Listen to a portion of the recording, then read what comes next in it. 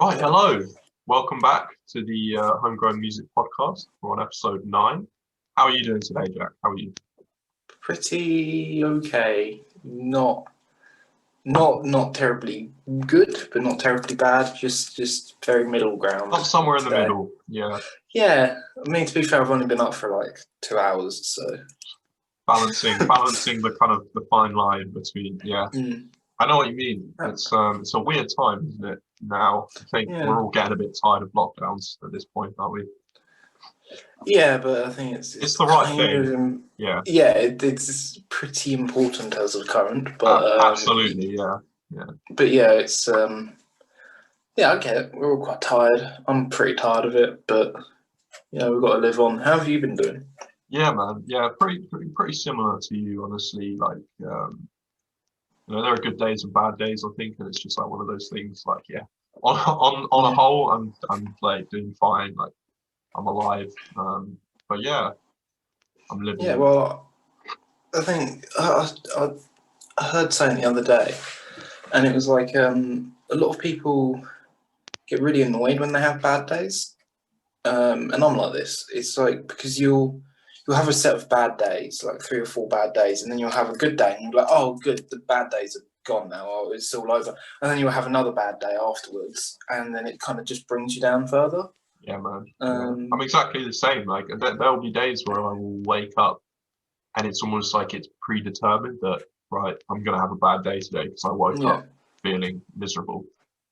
yeah, And it's but I like, think it's yeah, I don't know, symptom of these times, I think, where there's not as much to do. And I think a lot of the no, time I seem to be just kind of doing nothing all day and get pretty kind of pretty miserable. Pretty much the same. I mean, I've had a couple of okay days as of current, um, but I think it's getting out of the mindset that like, oh, you have a set of good days and then a set of really bad days and so on. Because I think you just every day goes as it goes, and I think because I used to be in the mindset of like, oh, right, well, I'm having a good day now. The rest of the week's gonna be good, and it doesn't always work out like that. And I think if you plan it to work out like that, you find yourself more disappointed. I Yeah, find. yeah. I think there's also like the reverse, isn't there? Like if you're having bad days, it's almost like you kind of resign to the fact that I'm going to have a bad week, or even if you're just like Oh you yeah, had yeah, something definitely. bad happens at the start of your day, and you're like, well, that's it, that's the rest of my day ruined. It's like setting yourself, it's like pigeonholing your day as like Mm. this is a bad day, and then you're kind of determining that it is going to be a bad day because you've already Yeah, decided it is in your head. But I think there's ways that we can kind of get out of that mindset, and you know I think obviously that there are, obviously there's things like depression and which kind of, and chemical imbalances in your brain. It's not always possible to completely turn around your day. But I think yeah, for some people, it is possible to kind of turn around how you feel and put a positive spin on your day instead of kind of letting it be dictated by that one thing that started it on a yeah, negative note. definitely. Yeah, definitely. Yeah. But yeah, that's just how life is. But Mm. I'm currently now as well. But I think hopefully going forward it'll be a bit better and a bit Yeah. less bad. Yeah. Well, It I up. was trying to think of a better word, but Yeah. bad is No. what I came up with. Yeah. Yeah. I think it is. Yeah, I think it is just a symptom of now and how we are now, and what we're all going through now is like a very awful awful time in the history of this country, and it's hard to stay positive when something like that is going on. But I think it's like Yeah, you almost have to be, if you're healthy, you have to be thankful for that, and it's just like that's a victory in itself if you're healthy. And yeah, and yeah, it's deciding what you can and can't control, or you can and can't. Um, yeah, I mean, like you can be thankful for your health because I'm healthy as I am. But I can control what I do, and I think that's what we need to sort of focus on is what you can do Yeah. versus what you can't control. Yeah. I can't decide how long this goes on for. I No. can't decide, No. what other people do and how other people react. But I can focus on how I do it. Because it And can feel hopeless, can't it? When you feel like yeah, you have no control over anything, and like the kind of world's sort of ending around you. But it's almost like you have to let go of that, like you're saying, and just focus on what you can control within your life. exactly. Yeah, and so it's you. I can't stop people from not doing stuff. I can't stop people breaking rules or whatever. But what I can do is make sure that I stick to it and I do what I can do. Sure, for sure. And that's kind of the mindset I've been trying to get myself more into, because I've spent quite a long time just sort of being quite anxious and worried about lots of things. So I'm now trying to just be like, right, just control what you can and Sure. work around that. Is there any activities or anything you've been doing in this sort of lockdown that kind of helped you get into that kind of feeling of I can control this, I'm going to have a nice time doing this? Is there anything like that for you? Not massively. I've been. One thing I found that is quite therapeutic. This has just been something I've done for years. This isn't just a recent thing. Is I will try and write an instrumental piece of music, because often when I'm trying to write something with lyrics on it, I spend way too long trying to figure out lyrics or so and such. So what I'll do is I'll sit down at the piano and make up a chord. So recently I did I can't remember what I named it, but I put it up on my Instagram. And I just came up with that just because I was not feeling particularly great. Sat down, started just coming up with this random thing. It's not particularly that good piece of music, but it's quite a calming piece. Sure. And so just, writing around that. And yeah, that's been quite helpful. And I've been playing quite a number of games that I played when I was a kid for some Nice. reason, I think. For nostalgia, Sort right? of, yeah, pretty much. Just having fun with that Yeah. instead. I think That's the kind yeah, of things I've been doing. because it's like a creative thing, isn't it? That it kind of engages your brain, kind of takes your mind off of things, I guess, and helps engage them in a creative way. Yeah. Yeah. Have you done any activities similar or You know, trying to? you said about playing games that you used to play when you were a kid. I started playing. I got really into Minecraft again, and I've been playing that with a couple of friends as well, and it's just been really relaxing, just like building, a Yeah. house, and like my friends built like a hobbit hole thing on the side of a hill, and like a farm, Yeah. and it was really relaxing. Minecraft is such an underrated game. It's great, but Well, yeah. it's a I good think one. a lot of people, because a lot of people draw it up to 12-year-olds screaming at each other. But actually, I think this is why I don't play games with other people. I don't Yeah, play competitively or anything. 'Cause no, people just end up screaming, and especially with games like Minecraft, where it's supposed to be relaxing. yeah, it's a peaceful game on the whole. So I Yeah, find um, I had through the first lockdown, I had quite a stint with it as well. yeah. Um, I was playing it quite a bit, but I haven't played it in a while Do you actually. know what? I think it's one of those games where it's fun, like it's insanely fun for like 2 weeks, and for 2 weeks you're Yeah, addicted to it, but then you'll go 6 months and you'll never play it, and then you'll do another 2 week stint, yeah, and it's yeah. like, yeah, It's exactly that. Yeah, yeah. yeah, But I love that game yeah. though. What Apart from else did that, I man, play?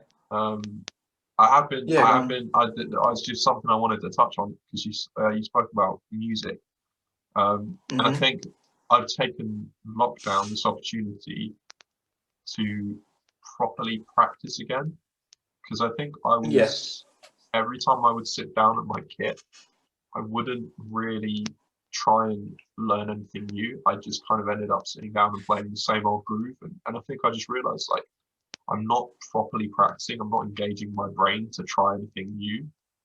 no, So I've just been trying to learn like um, difficult songs and like difficult patterns and rudiments and stuff because I think I've just gotten like to the point now it's like I've hit a wall with my playing where I can kind of play up to a certain level, but I almost need to break through that new wall and keep learning. But it's like, yeah, finding a new level.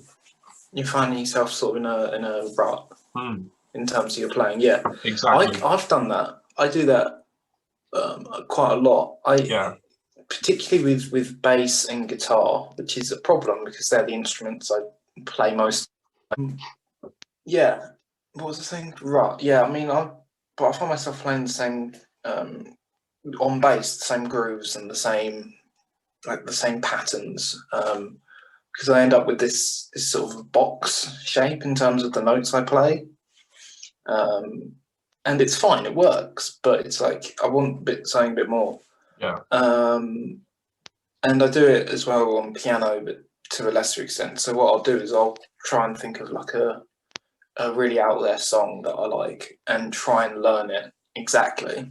Yeah. And then I can input my own sort of the way I would maybe do it and sort of create a hybrid version of it and work with that. Yeah, I get it. I always find myself in ruts of instruments. I think it's a very common thing that you kind of almost like you get kind of complacent and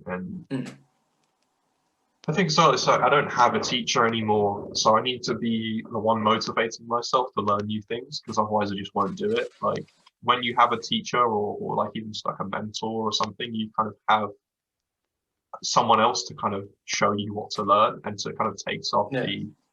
But when it's just you, it's like the onus is on you to find what you need to practice, like what you need to do in order to like push to the next level. And I think, yeah, I've been learning this thing called it's like a shuffle, like Bernard Purdy shuffle, which is like it's like a half-time triplet groove, and it's like it sounds deceptively simple, but it's like really like it requires a lot of independence between limbs. And I think that's something I struggle with because in drumming, like it's almost like my right arm and my right leg are connected. Whatever I hit with my right arm, I'm able to hit with my right leg, but I'm not able to like separate them and play one and yeah, it's difficult. Same with my arms, I can't separate them. Yeah. Hand independency. Yeah, I mean for piano, that's the other really big one for hand independency. I still can't quite get it. I've been playing for years and I always find myself doing like the same style of bass work. You can hear the dishwasher screaming. Yeah. That's right. Or at least I can hear it. But yeah, I find myself playing the same kind of things with my left hand. So I've been trying to diversify how I do that and trying to come up with. I know exactly. I know exactly what you mean by left-hand bass patterns because to me that kind of reminds me of what I do with my bass drum. I'm kind of always playing the same bass drum patterns, and it's almost like it goes on autopilot. I'm not thinking about what my foot's doing; it's just playing the same thing. And my left hand's kind of better because I'm left-handed and I can kind of do some experimenting and kind of improvisation with that. But I've noticed that my right hand and my right foot just kind of they're on autopilot and they always do the same thing each time I sit down at the kit. Well, because I find because with the piano, so I use my right hand for the melody and all the chords and stuff. So I'm sitting there. That's the hand I work on most with the piano, and then my left hand, I'm kind of just like, even if the song's got a particular bass line to it, I will just stick to what I know, just because in my head I'm like, oh, okay, that's how that goes. So it is sort of working around that. I've been trying to do some like ragtime stuff because that left hand movement. I think you're back now. You froze. You're back now for me. Yeah. But yeah, I mean, ragtime stuff. That's what I was on about. Yeah, I mean, that's just it takes some getting used to, but it gives you a bit more independency in your hands. I think it's one of those things you almost have to like drill. Like I think I read somewhere on a forum like the best way to practice is like you've got to learn the exercises that strengthen independence and stuff, but it's then how you Yeah. apply it. You need to almost learn those drills so much that they become second nature, and then you can Yeah. start Yeah. just throwing it in to what you're Yeah. playing, and it's how you apply it. That's the difficult bit is getting it to a standard where it is just second nature, you know. Yeah, well, I mean, I learned one song in 3/4 years and years ago, and now whenever a song's in 3/4, I do the exact same thing. Even if the song's got a different way of playing it, I'll do the same da, da, da, da, da, da, because in my head I'm like, oh, okay, that's how the time signature is, and I need to get out of doing that kind of stuff and start going, oh, okay, so it goes, da, da, da, da, you know, I'm working with it. Yeah. Yeah. Yeah, no, I definitely think it's important for musicians in general to Mm. yeah, try and break those boundaries that we kind of put in our way, you know. I think, Yeah, yeah, I think for the definitely. longest time I just played whatever was easiest, and I think I obviously like you progress through playing songs and you kind of do learn slowly, but I think it's like there comes a point where it isn't just going to be intuitive. It isn't just going to happen over lots of time. Sometimes you need to actually look at the technique and you need to go back really to the notes and literally Yeah, look at what you're doing and like retrain where you're placing your bass drums, where you're placing your hi-hats, like because yeah, definitely. you know a lot of songs, yeah, a lot of songs follow the same structure. You can kind of get away with, oh, the only addition I need to do is adding another snare drum here, or you know, but that's easy because it's my left hand. But actually completely scrapping everything, going, right, yeah, I'm gonna look at the notes, I'm gonna look at the sticking, I'm actually gonna like learn properly. Yeah, it's difficult, but it's something that's important. Yeah, definitely. But and independency, that's something I should be focusing on, but not. Um, but yeah, oh well, I'll figure it out one day. Yeah, yeah, Yeah. it's one of those things, isn't it? What else did we want to touch on today? We wanted to. You said you mentioned you were changing your band name. Is that correct? Yes, we well, because we've been with the same name for 2 years, and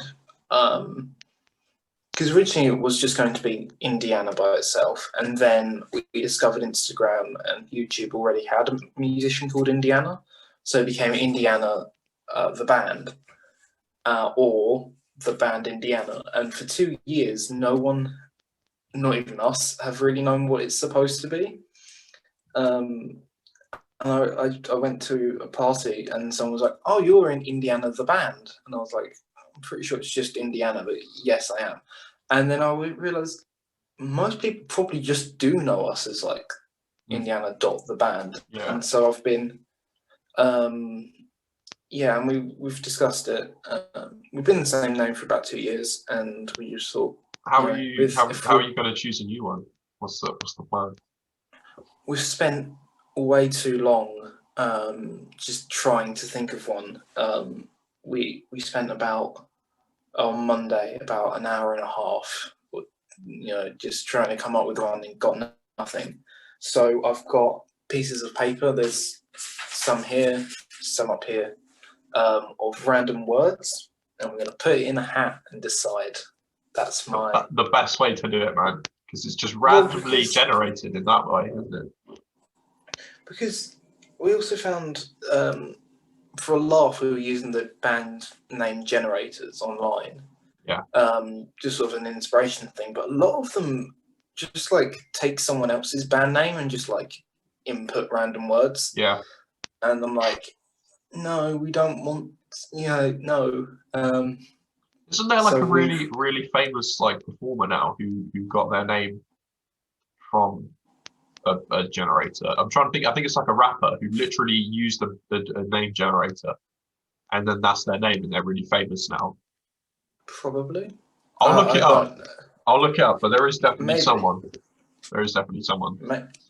No, I wouldn't be surprised. It's a good way of doing it, but yeah, we spent way too long trying to come up with stuff. So we've got random words that we liked, and we're just gonna put them in a hat and pull them out and see what we come up with.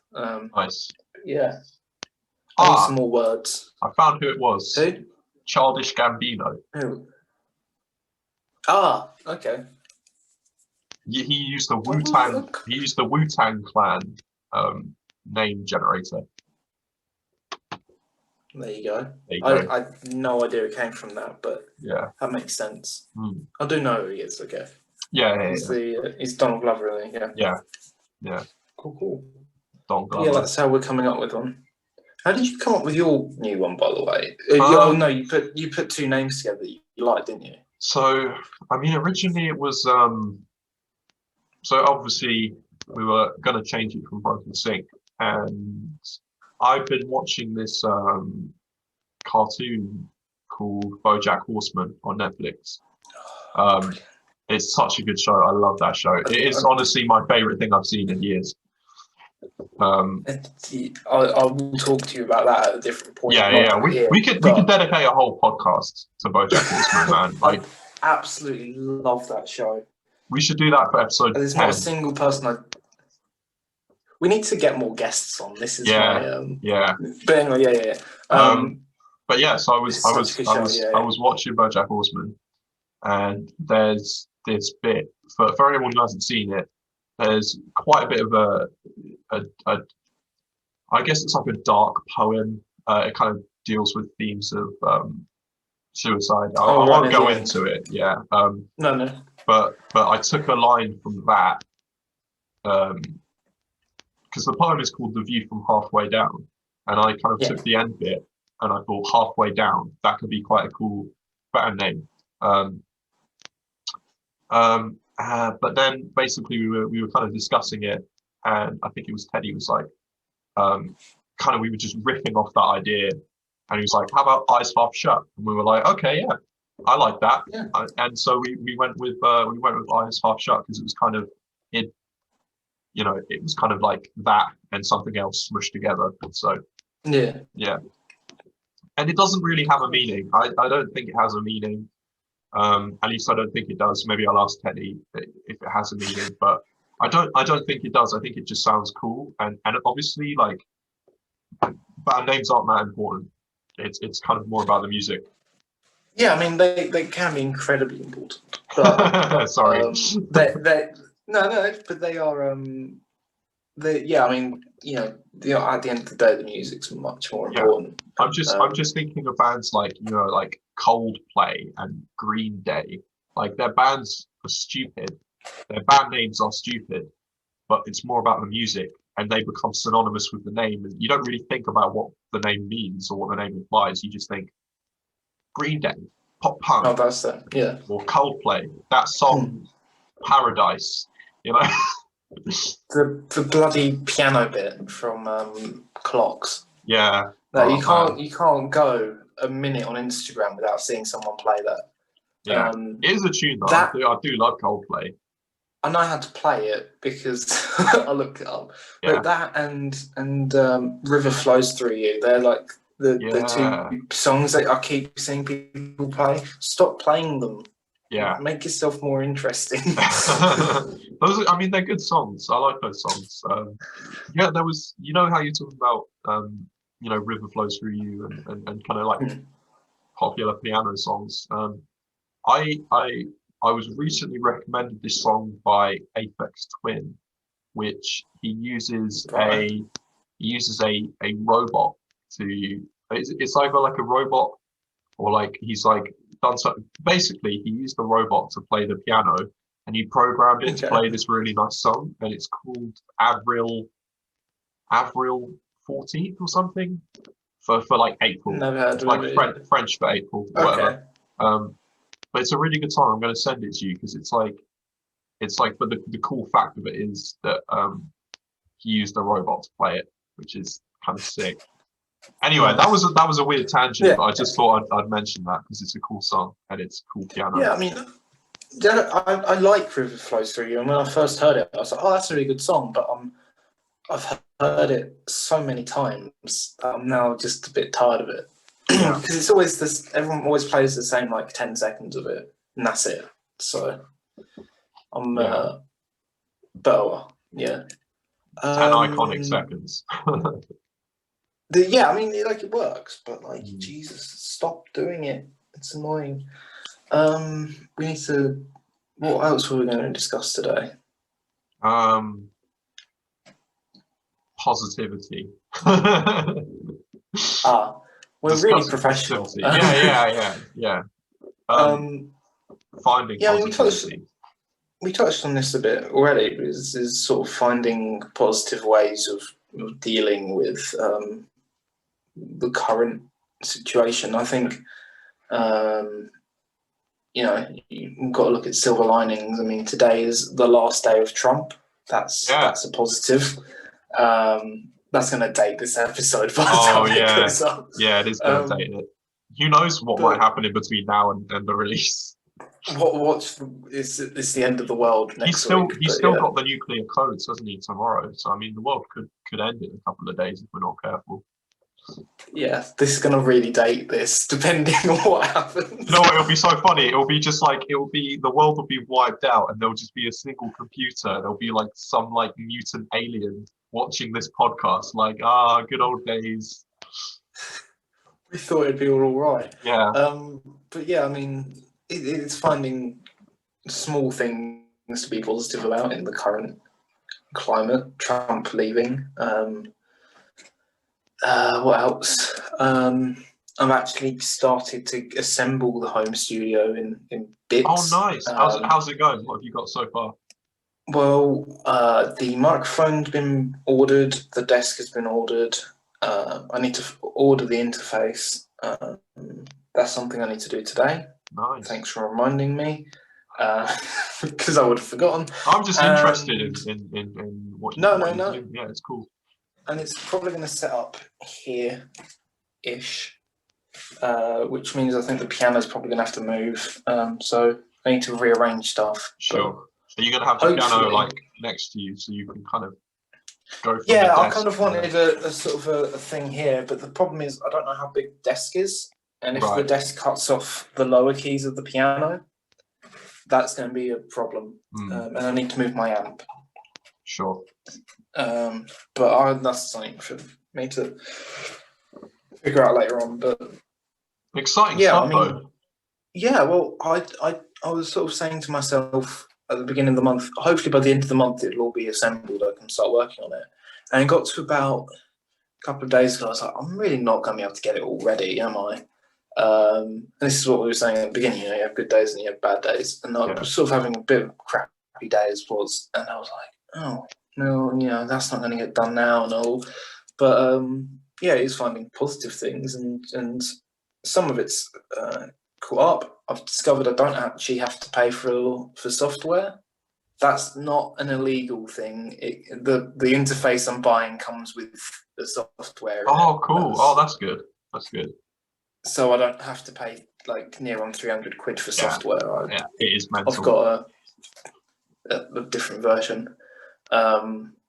But yeah, so that's my little positivity boost of this week. It's been getting the stuff. And yeah, it's going to be here, I think, because the plugs are here. So it's going to need to be set up around here somewhere. Yeah. No, that's cool, man. Yeah. That's so sick. Like, I think it's one of those things, like, it'll build up as well over time. As time goes on, like, you know, you'll add more to it. And there's this guy, Mac DeMarco, who's kind of you know Mac DeMarco. He's like a bit of an inspiration when it comes to making music, because he makes, well, I don't know if he still does, but definitely in the beginning he would make everything himself. Like, he recorded every instrument, like, you know, drums and everything on his stuff, and then, you know, literally just from a little home studio. And I think that's the coolest thing, because it was just like this kind of ragtag kind of like a semblance of equipment, you know, just kind of like a bit of everything here, like a really old mic there, like a battered guitar there, like some interface from like the 80s, like classic cool stuff. And another thing he does is, because he recorded on like tape, like proper like old school, because he would smoke. The smoke would affect the tape, and that's why some of his songs have like a warped sound is because of Right. Okay. literally you can hear from where he was smoking in his studio. It, you know, obviously don't smoke. Don't smoke just to make your record Especially sound inside, cool. but Yeah, just to make your record sound like warped and like weird. But like I just found that like fascinating that it's such a crazy like weird personal connection gone into his music. yeah. It's not even a software in a computer. It's like physically the smoke has like damaged the tape to give it slightly a warped sound. Like that's so sick.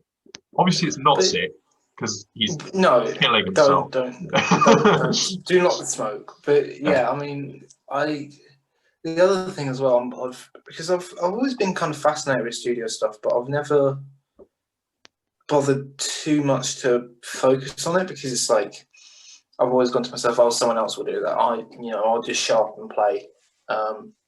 Which ideally I would like to just show up and play and not have to focus and worry about other stuff. But yeah, I mean, it's something that gives me a bit more creativity and Yeah. lets me work around stuff. Yeah. And hopefully, my aim is to record 2 EPs at once and then release them staggered. Sure. But I don't know how well that is, so I'm not going to promise 2. I will say that there will be 1, but I won't promise 2 yet, because that's a bit ambitious. Yeah. We're really getting close now, like to releasing our first EP. Yeah. We have a single that is completely recorded. It just needs to be mixed, and then that'll be probably released first. So we're talking quite soon, and that's really cool. I'm really happy about that. And then it's literally just a matter of, maybe a few more tracks need to be recorded on the other songs in the EP, and then they need to be mixed, and then I think we're ready to go. But it feels weird because I don't think we'd have ever gotten around to this point, kind of if it almost, hadn't been for this pandemic, because I think we wouldn't have felt galvanized to kind of strike while the iron is hot, as it were, because we'd all been busy with life stuff. But it's been good. A little bit, yeah. Yeah. Well, because we wanted to get it recorded, and then the pandemic happened, and it kind of stopped us.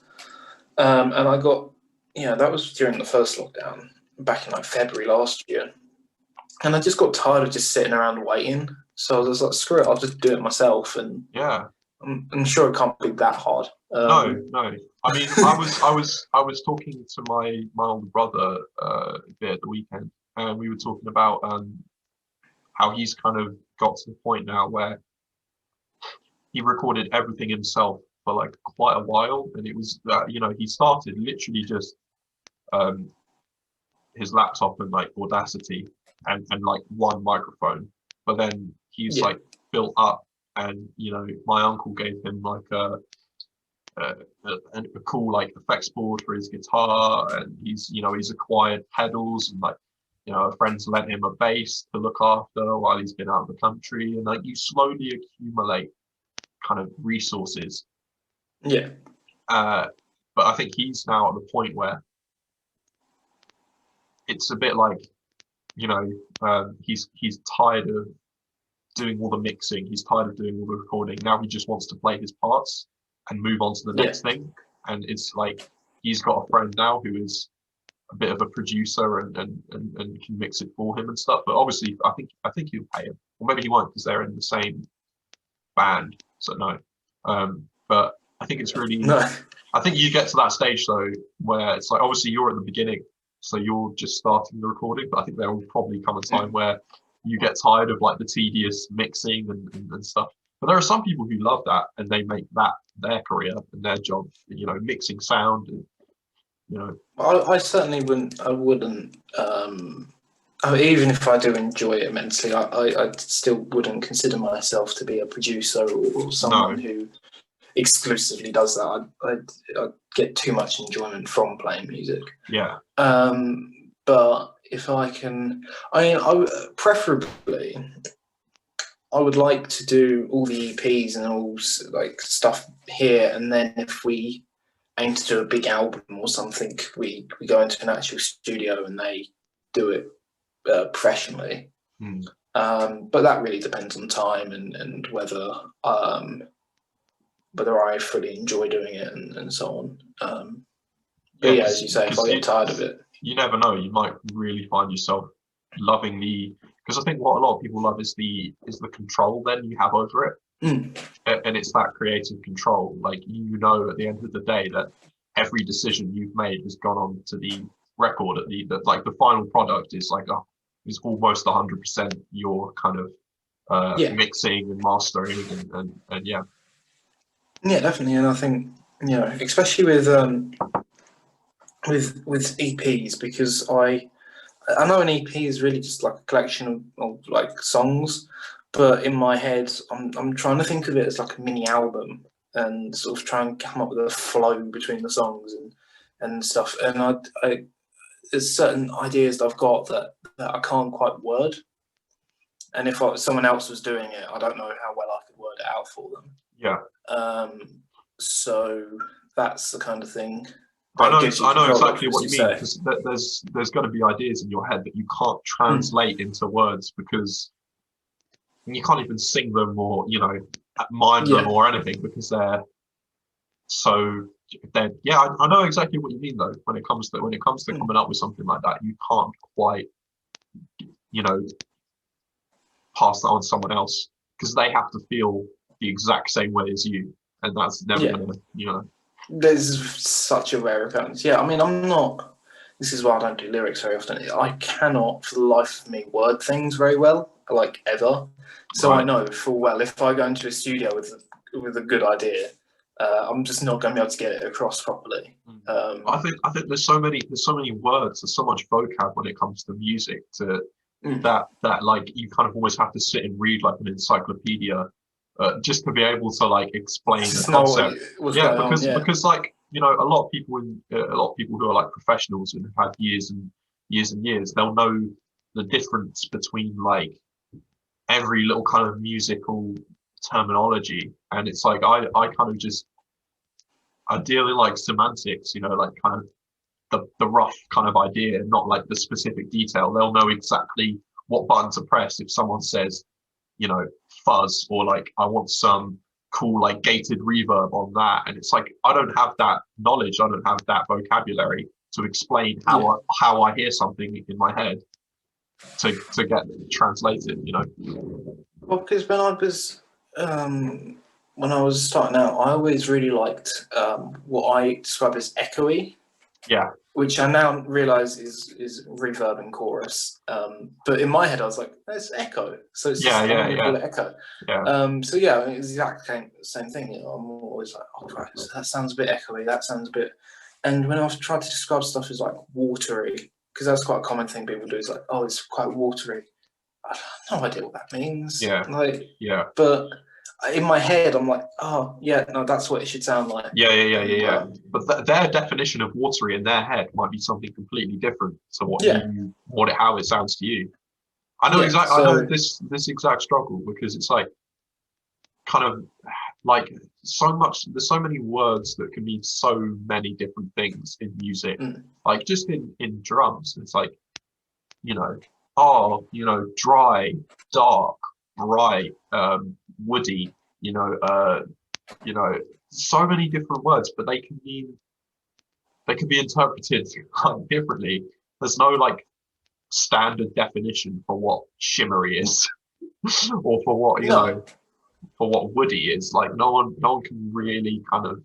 You kind of you get the rough idea, but you'll never have like an exact definition. But maybe that's the beauty of it.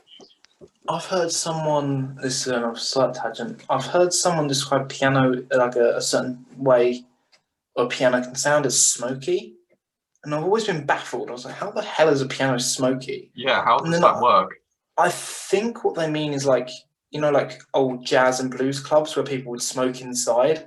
That kind of sound for the piano. Sure. Of like weird jazz blues combination. But I would describe that as like weird jazz and not smoky. Yeah. That's a very, But, that's like a very, like, that could mean a lot of things, you know. That's quite a broad term, isn't it? Like, but I've just always found that quite an interesting way of yeah, describing it, is yeah. smoky piano. I think that's why a lot of like engineers would rather you gave them like a reference to like, especially when it comes to drums, like, or just guitar tone or anything. Like, what's a guitar tone or a drum sound from a song or a record that you really like and would like to replicate? And then, because I think that was like, I remember when we were first recording, I got in the van with Teddy and George and their dad, who was helping us record it and mix it and stuff. And he asked me, he's like, "Well, what kind of drum sound do you want?" And I kind of I sat there for a moment and I was like, I've just realised I haven't thought about this moment. Like, I thought about what I'm gonna play. Like, I thought about the part, but I didn't necessarily think about what sound that I'm going for. And it really, like, it took me back because I was like, this is a learning curve, you know. Now I know what I need to be prepared for when I'm going into the studio. I need to be thinking about sound and not just the drum part, like actually thinking about how I want the record to sound at the end. Yeah, and that's just like a learning thing. I've always really enjoyed the guitar sounds of, and these are slightly opposites, of George Harrison, but also Joe Walsh. They're different sounds, but they're both really good sounds. And so it's, you know, like I was trying to talk to someone about the other day about like the way I wanted a certain riff to sound. I was like, in my head, it's like Joe Walsh is playing it. And they were like, I have no idea what you mean. But I was like, no, I know what I mean. I know what I mean. But, you know, if you don't know who he is, you can't put in that guitar tone. But yeah, and so I've been, in terms of guitar sound, because I'm writing all the lead stuff as well. So I'm writing basically all the parts that isn't the rhythm guitar. Sure. And the vocals. And even then, actually, I've written a couple of the vocal parts. So I've got to think of ways of playing the drums using a pad because I don't have a drummer. I need to think of ways of coming up with cool lead lines that aren't just crap.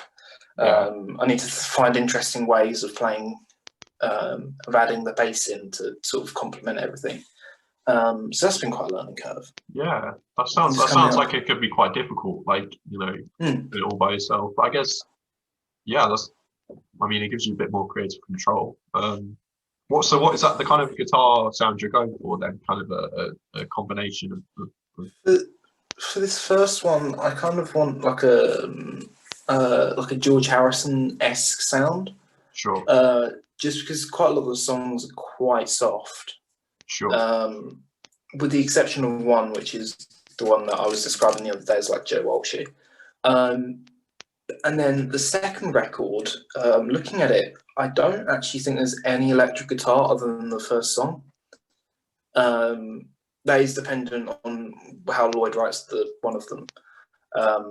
But so I don't know whether I'll implement that or if I'll use acoustic. To which then it's like, oh, how are we going to play lead guitar on an acoustic? And then you need to think of musicians who do that, like Nick Drake and so on, and then trying to come up with ways of putting that in. I have no idea how I'll do drums.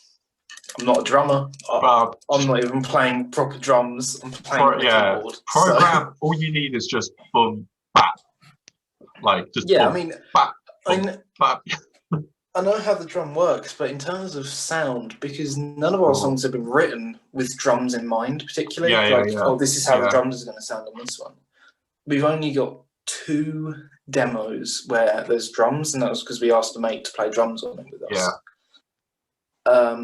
So I've got like a drum tone for one song. The second song, I've got the pattern for the drums, but it's not the right tone. And then everything else I've got to decide on the fly. Sure. What in general, the tone of the EP, is it kind of folksy, indie? Like, how would you describe it? Let me get my notepad because I need to think about this. Because I kind of get the vibe that it might be quite like an indie folk kind of type deal, but obviously I don't want to put those words in your mouth. Well, yeah, no, it's definitely indie. I need to find where I wrote down the songs so I can remember what songs are on it, so then I can tell. Yeah, I mean, quite a number of the songs. That one's very acoustic. That one's very, very acoustic. That's quite acoustic. They're all indie in style. Yeah, maybe with the exception of the first one, which is a bit more of a rock song than the rest. And maybe you could argue that the last song is also a bit more of a rock song, but I would argue it's sort of indie rock. But then the rest of it, yeah, it was quite acoustic, quite soft indie stuff. Nice. And then everything we've got planned for the second one. Again, I don't want to talk about the second one too much because it's not fully decided. Sure. But again, on the second one, it's very acoustic. Okay. So I mean, there is always kind of the idea of, I mean, maybe not necessarily for all the songs, but I mean, some songs might not even need drums, but no, some drums don't complement a song, and maybe you could go for something like that's kind of percussive, but kind of in the middle somewhere, like tambourines or hand drums, that sort of thing. Well, certainly for one of them, I was thinking about it. I was like, I do not know if drums will fit on that. Yeah. At all. I mean, probably on majority of them, but yeah. And then we've got to decide on singles as well. That was something we had a discussion about yesterday. Sure. Because I have a tendency of overthinking how good the music sounds together, and then I go, right, that's the really weakest song, so how do I make the weakest song better? And oftentimes it's replace the weakest song with something else. So there was a song on here that was there up until yesterday, and then it's now gone. I'm not going to do that because it's crap. So I've now replaced it with something else, which is better and fits the vibe a bit more as well. Or again, as we said, like an acoustic indie sound. Sure. But yeah, so there's now a lost song, and then I was like, oh right, because we were thinking of doing like an acoustic single of one of the songs, and then we were like, well, we'll add a B-side because we want it to be weird. And then we spent ages trying to come up with a B-side, and then I've taken one of the weakest songs off the second one and gone, right, that'll be the B-side of that, and then move everything like up one. So yeah, that's been my thinking. It's difficult, isn't it, when you kind of like we were having a similar discussion as well, like how do you it's almost like how do you rank these songs, like, and how do you, and especially if like it's a song that you've written, like Teddy and George have both written songs for the EP. It's like, how do you I don't know, how do you feel like if people are saying, no, I think that should be a single, or that should be at the end of the record, or the actual arrangement of the EP or whatever is it's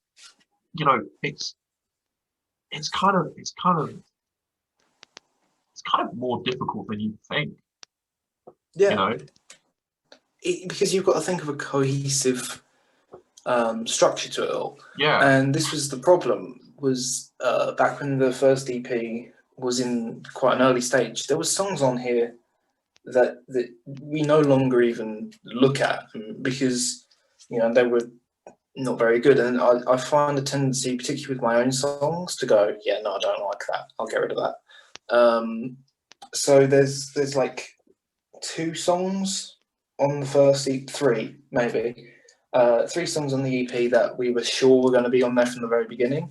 Other than that, the rest of them have been switched out numerous times. Wow. And been replaced and reshuffled. Like the whole thing has been reshuffled multiple times because we're like, no, that doesn't quite fit there, but that works as first, definitely. But that, how do we follow that up with this and so on? And one thing that that's been annoying me, and this is a very minor thing that very few people will notice, is the key of the song, of Right. like what key it's in. Because if I have one song in E and then another song in E right afterwards, I don't know. I don't know how well that's going to flow. Right. Okay. Because I don't know if your ear is then going to get too used to that Sure. of being in Sure. like the same key. So then it was like, well, this one's in C, this one's, you know, in A minor. They're very similar keys, and now we can't, you know, you can't put them right next to each other.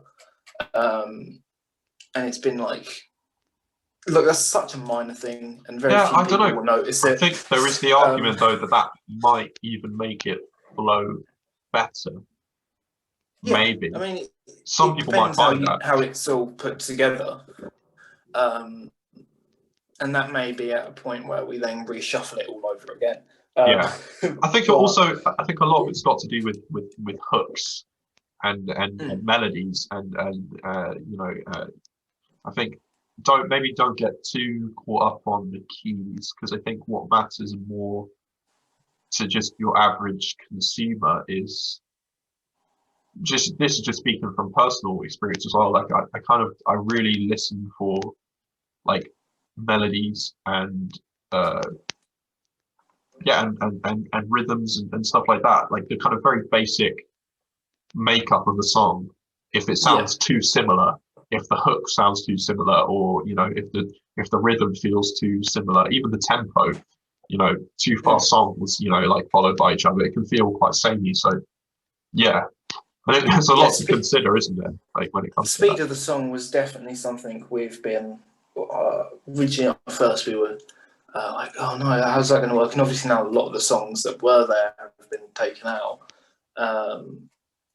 have kind of changed the tempo of it all. But yeah, I mean, the first song's pretty quick. No, it's not pretty quick. It's 180 BPM, I think. Okay. Roundabout.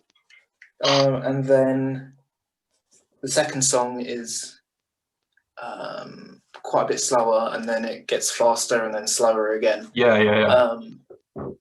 Because yeah, we had the same thing. We were like, well, if it goes, two really quick ones and then one slow one, I mean that can be quite a nice movement. And the last two songs on the first one are quicker than the rest of it, and it brings up quite a nice ending. Sure. But yeah, that's been something we've been considering. Have you got? This is something that we've spent a bit too long thinking about. Is like cover art of like, because I don't know how much people think about this stuff. Yeah. Do you know We've what? thought about it a bit too long. I don't think we've thought about it enough, actually. We haven't actually. I think that's something that's almost been like we've forgotten about, because we've been so I guess we've been so caught up with like recording and that Mm. sort of thing, that I guess it's kind of taken a bit of a, we've kind of shelved it. Sidestep, yeah. Yeah. But like I think we need to, yeah, you're right. We need to think about that, because it is important. Like people are judging books by covers, and it needs to be engaging. Um, I had a cool idea, which is I took a picture of um, a butterfly that was on a brick wall, and it was from my Right. window. It was from my window, and there was just a butterfly on a brick wall, and I thought it looked quite sick because it's a red brick wall, Yeah, I think you've mentioned this. Yeah, and it yeah, was yeah. like an orangey. I think it's like an admiral butterfly, like the orangey Mm. black one, and it was just a really nice. It's just a nice butterfly on a brick wall. But there It's was just just a good something. image. Yeah. Yeah, it was just a nice image, and I could see that with like some white text in the bottom corner, on the overlaid over the picture, with the band name Yeah. and the EP title. And yeah, I don't know, Yeah. but I think we're thinking about different options as well. I think Teddy and George know a couple of artists and photographers and that sort of thing, and so we're gonna review our options. Yeah, definitely. I mean, Lloyd is drawing ours. We've got like a semi logo for it, so Nice. we're putting that on there. But the rest of it, I've just gone to and just draw and see what comes out and see how draw well it whatever you goes like. all together. Yeah. But the one thing I wanted to avoid, is because it's a cliche, really, is people standing up against a brick wall in like leather jackets and looking like arms folded. Yeah. Serious, and someone's holding a guitar case. Everyone does it, and it doesn't. It's beyond the point of being unique now. It's just everyone looks the same.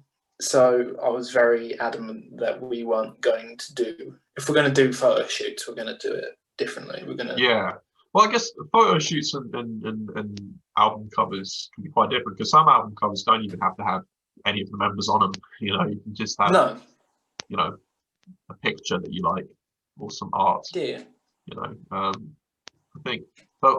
I'm really eager to get to the point where we're able to do a photo shoot, because I don't know, I'm excited about stuff like that. I don't know, it's fun. It seems like it could be quite a fun activity. Like, I watched the video online of like how to conduct a very effective photo shoot, and it's stuff like, everyone bring as many like clothes as you can to a location before you go out and shoot, and like literally just pick out outfits and get someone with a bit of knowledge on like what goes with what clothes, because I mean, I'm not exactly the most fashion conscious person. I kind of just wear the same things. Neither am I.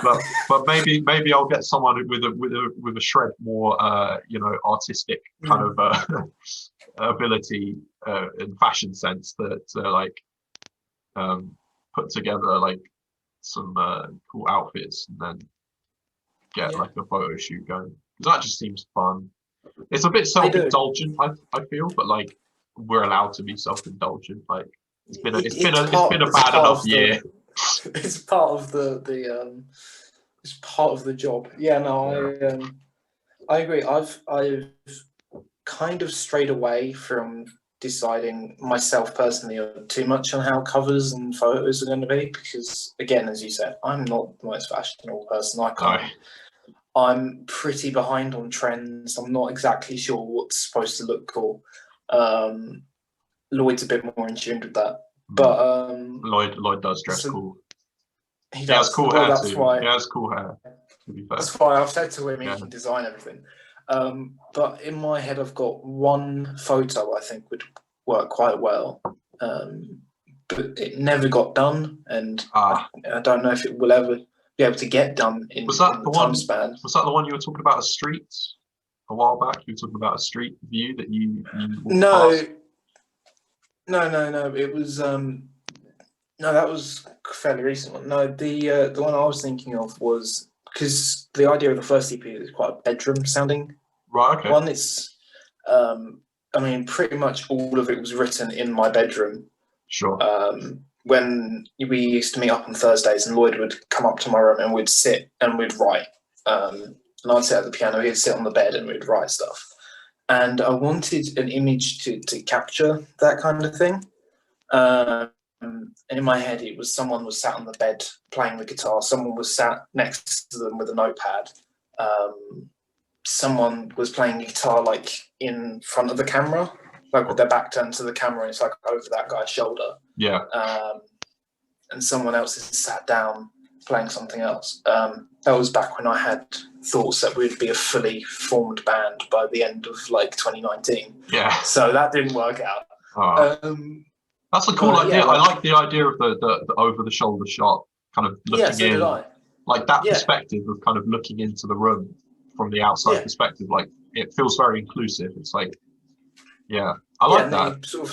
It sort of captures the bedroom theming of the fact that all of this music, actually 5 out of the 6 were written in a bedroom. The other one was written on holiday. Sure. But other than that, like, it's all, quite a bedroomy vibe to it all. And it's the kind of music, the aim is it's the kind of music you'll put on, you can put on as you like sit in bed or something and watch. You'll play something. And so that reminded me of there's a Jamie T album, which is, I think it is literally a picture of the room where he recorded the album in, and it is covered with like all of his inspiration. Like, there's loads of posters on the wall. There's like vinyls lying around everywhere. There's speakers. There's an old bass guitar leaning up against the wall. Like there's a Yeah. messy bed. Like there's there's a bit of rubbish here and there. There's probably like a beer can. But it was like looking in. It was like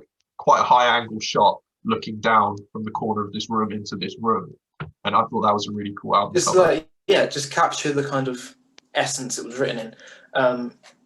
But obviously it was written in my old bedroom back when I lived down south, so it can't be done there. No. Um, I mean, unless you contacted the unless new I pop owners. round in. Yeah. You never know. They might be really chill about it. They might be like, yeah, of course, I'm gonna move my piano back in so I can get maybe this not. photo, please. Yeah, maybe not the whole moving the piano in, but yeah, and it was, yeah, the idea was there, but I don't know how that will be executed in time. Obviously, with everything going on, people even coming into your house is a question out of the question. So yeah, it's as a current, it's just going to be a couple of drawings as the cover, which I think is fine. Yeah, it's nice to think ahead, though, isn't it? It's nice to have something to look forward to. That someday you will be able to do, photo shoots and gigs. Yeah, because it was. Would it have been? Yeah, it would have been 2019. Yeah, so I was discussing with a guy at a party. He's a filmmaker. We're discussing music videos because that was also something we wanted to do before getting locked down. This is the idea for this music video, and one of the music videos was sort of based on that picture I've just described of like in a bedroom writing, and then there was another music video that we were discussing with him about being at a party or something. I can't quite remember the second idea, but yeah, basing all around this, and he was going to do the photo shoots and the music videos all in one. That's so cool. But then it obviously never got done. And, well, you've always still got that contact, Yeah, I mean, I spoke with him July. Nice. I've only ever met him a couple of times, but I've spoken with him a number of times. We've got mutual friends. And, I don't know if you can you hear a phone? Yeah, I can. I'm just going to wait for it to end, if that's all right. That's all right. Is it all right if we carry on? Sorry. I'll just wait for it to do its thing. Sorry.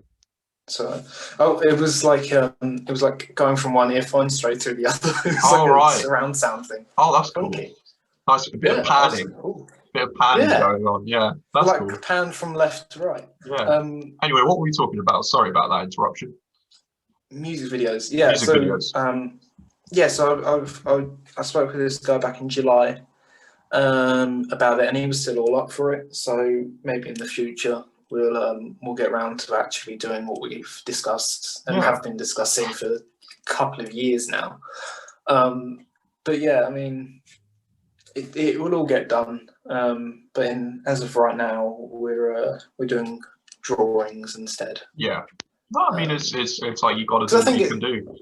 It still captures the same kind of vibe, I think. It was like a do-it-yourself, quite absolutely bedroom aesthetic thing. Yeah. We've discussed this for quite a while, but so you might want to cut bits out if it gets too. I think it's a good topic. To be fair, it's a nice topic. I enjoy talking about it. I'm hoping this is again a bit ambitious. I'm hoping by March, most of it will be at least recorded down, and then it is just Lloyd needs to come up to do vocals, and that's all dependent on lockdowns. Sure. And then, so I mean, like, my aim for getting the EP out by the middle of the year is really dependent on how quickly the lockdowns end. Sure. Well, obviously, I'd rather be safe than sorry and not, not rush it.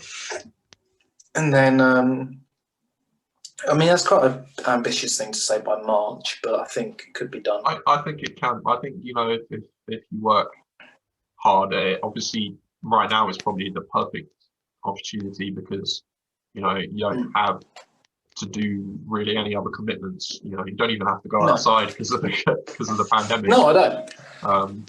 So I mean, like, yeah, you could get really crazy with it and just record all the time. But yeah, no, I think that's really good, man. I think wasn't there something on the news, like something like all over 18-year-olds should be vaccinated by like September.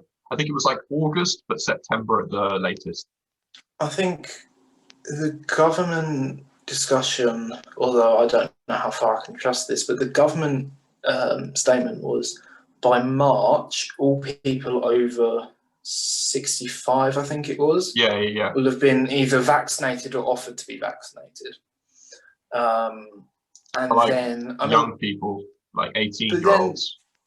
Maybe I haven't heard that, but maybe that's what I've heard. I don't know. Obviously, I can't really rely on that to be fact. But I think the way the rollout's been happening, at least what I've seen on the news, it does look quite promising in terms of like vaccination for young people happening soonish.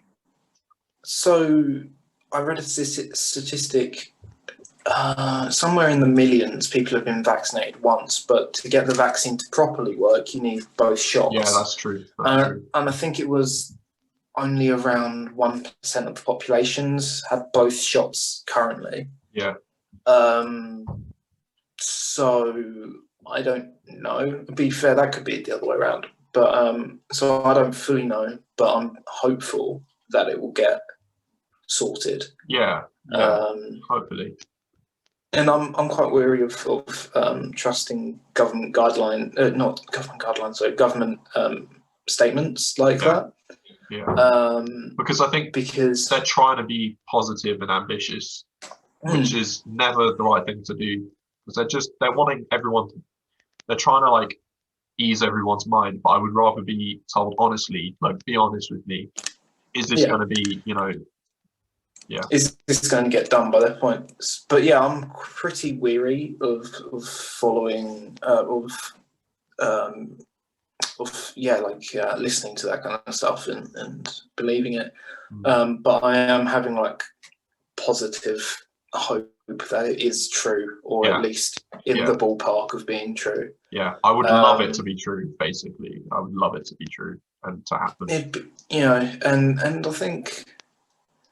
Because a lot of people are quite worried about the vaccine, and while I can't speak for lots of people, I kind of understand the worry about it, but I think it's because it's been rushed out so quick.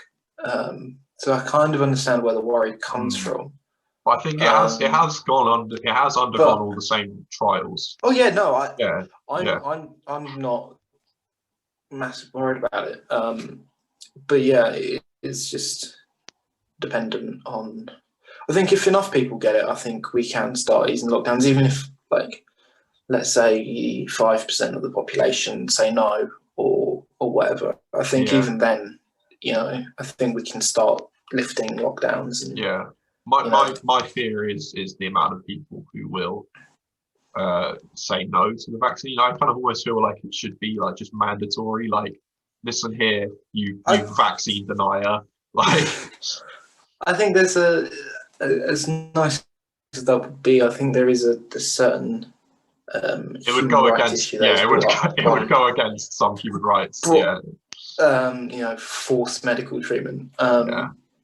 But I think.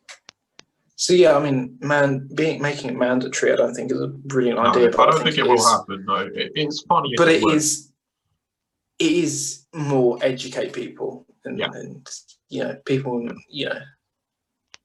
need to. There's a lot of people sort of stuck in their kind of beliefs and how to kind of go about educating that. And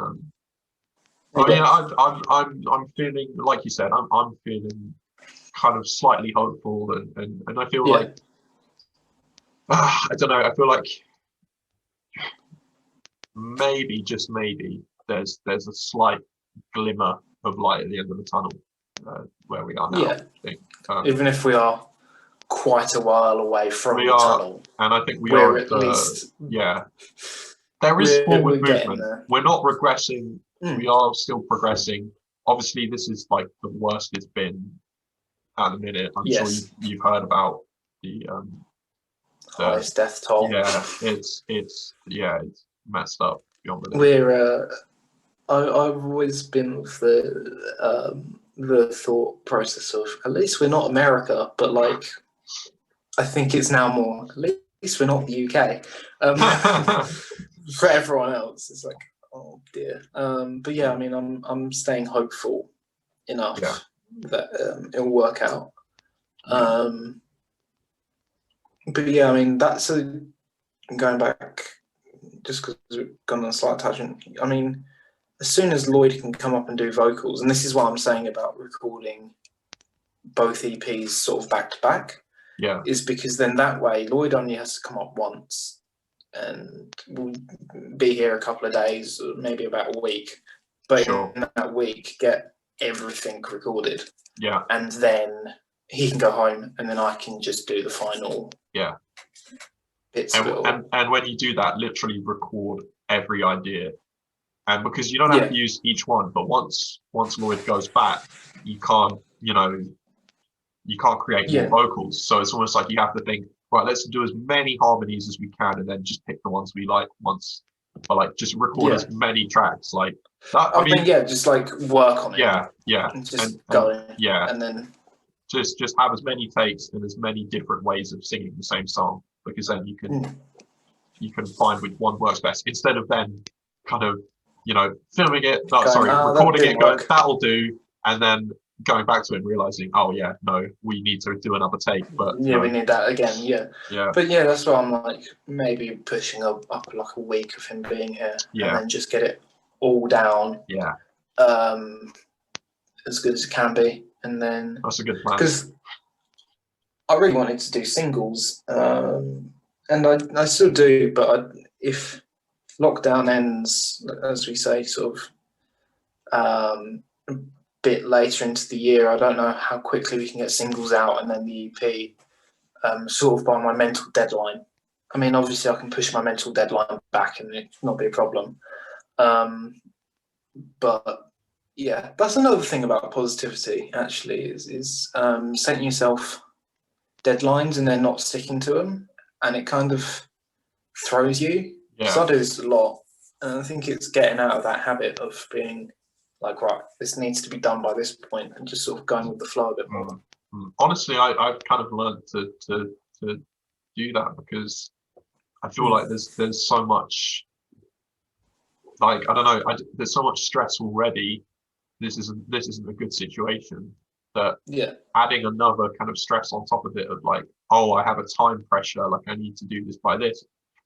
It doesn't do yourself any favors. I think we've all just got to be kind to ourselves, especially like if we're going through, like, mental health isn't particularly best for a lot of young people right now. I think the best thing you can do is to just literally just look after yourself and be kind to yourself, because I think there's going to be so many people on social media and stuff being like, oh, I did this with my lockdown, what did you do? And if you don't, like, trying to be like, if I didn't do the exact same, exactly, like, if you just woke up every day and had breakfast, you're still doing something right. Like, you're still persevering. Like, it's not, I feel like it's going to be really difficult, and I'm already seeing it on social media, like, just kind of feeling like there's kind of that idea of like what you're meant to be doing with all this free time on your hands. But no, because even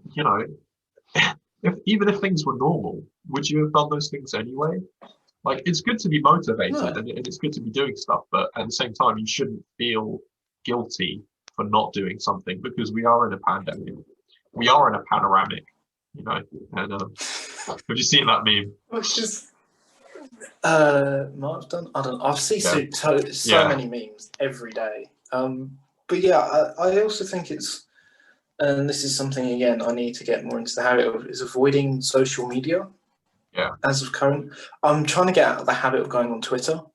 Good. Because it's a depressing place, and I follow way too many depressing people who talk about depressing things, politically. Yeah. So you know, I've been trying to avoid that. Yeah. Well, it was like what we were talking about with like what you can and you can't control. Like you Yeah. can't control the political situation until it comes time to vote, and then you can think about it. So, do you know what I mean? In this time we are in now, it's almost like forget what's going on. Just try and take some joy in the positivity in the positive things in your life. You know, and yeah, stop looking at Twitter, Jack, basically. Yeah, no, because the thing is, I had this self-righteous moment back when I was like 15. I was like, I'm going to follow loads of different political opinions and, you know, be really open-minded. And it's just made it worse because now everyone's Twitter becomes a very hostile place if people have different views. I mean, Twitter is completely now two sides, isn't it? And if you're not on one side, if you're not on the other side, you know, you'll be executed by the other side. And it's a very toxic environment. Yeah, there's a lot going on, and I'm tired of it. So yeah, I deleted it for a while. A couple of years ago, I deleted it, and be honest, I felt quite right. And then I got back on, and then it's just been downwards from there. So maybe I'll just delete it for a while and just ignore it. Yeah. But yeah, it's all right though. I'll live. I think I don't know. Control what you see. Yeah, I guess like you know, you can.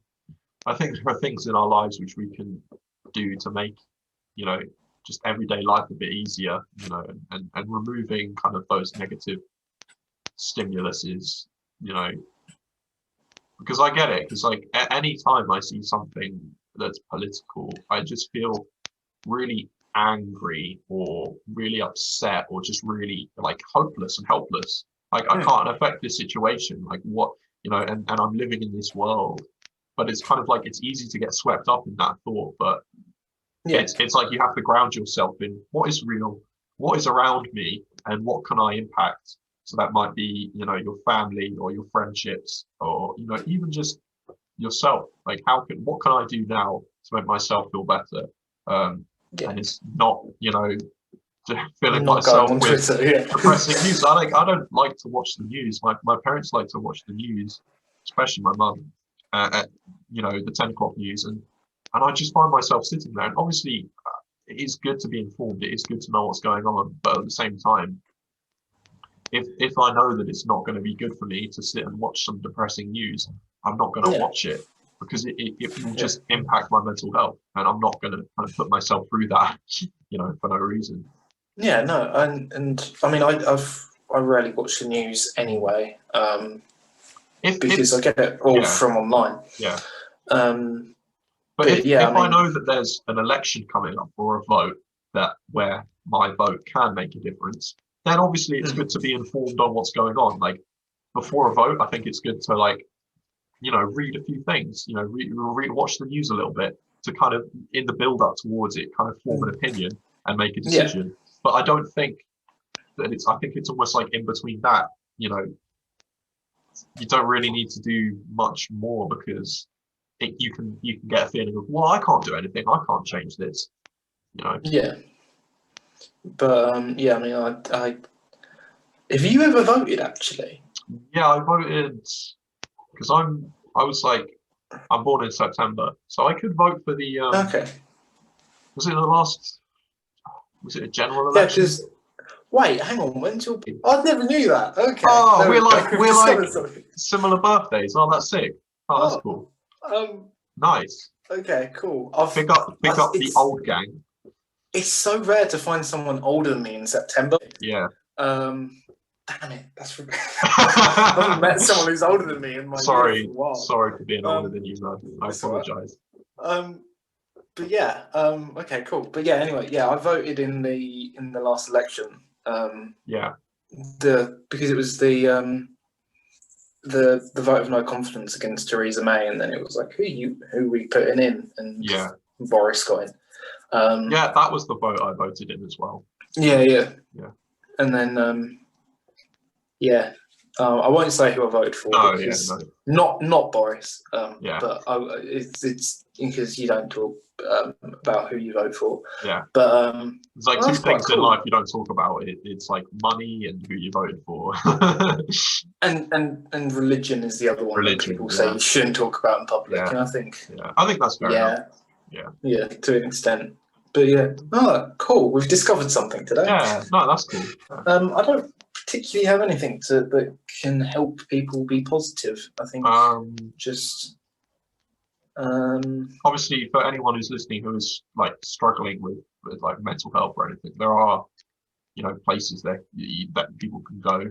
I might include a couple links actually, maybe in the bottom. If anyone is going through it, there are places that you can go for advice. There's like helplines and text numbers, and so I might put a few of those in the description. So, but on the whole, I think that's a good point to leave on. We've discussed some good topics today. It's been good. Yeah, it has been quite good. Good chat. Yeah, man. Yeah. Cool. All right. Well, thanks everyone for watching. That was episode 9. Yeah, episode 9 of the Let me Homegrown double Music check podcast. that because I don't know if it actually is. Now I'm thinking about it. It's gotta be, right? Yeah.